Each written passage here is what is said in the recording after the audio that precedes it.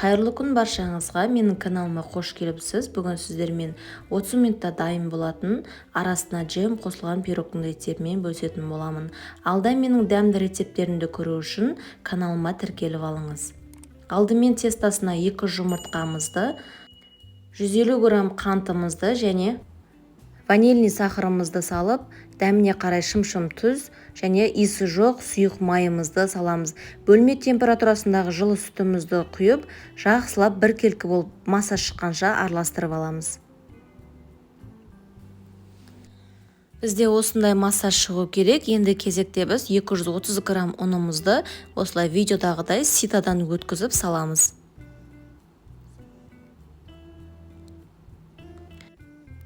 Және үстіне 1,5 чайный қасық разрыхлителімізді салып, жақсылап біркелкі маса шыққанша араластырып аламыз. Міне бізде осындай маса шығу керек. Енді кезекте біз бетіне себетін крошкасын дайындайтын боламыз. Крошкасына осындай бөлме температурасында тұрған сары майымызды, үстіне 3 қасық, ас қасық қантымызды саламыз.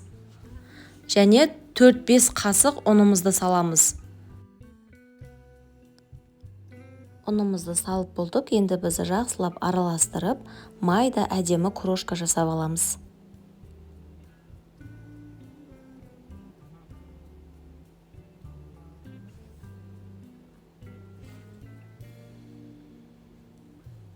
Біздің крошкамыз дайын болды. Осындай болып шығу керек.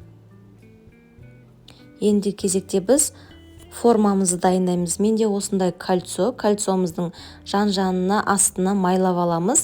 Егер сіздерде силиконовый және басқа да форма болса, соларға жасай берсеңіздер болады. Формамыздың жан-жағын осылай жауып алып, астын жанын майлап шығамыз. Және біз дайын болған тестамызды үстіне құйып аламыз.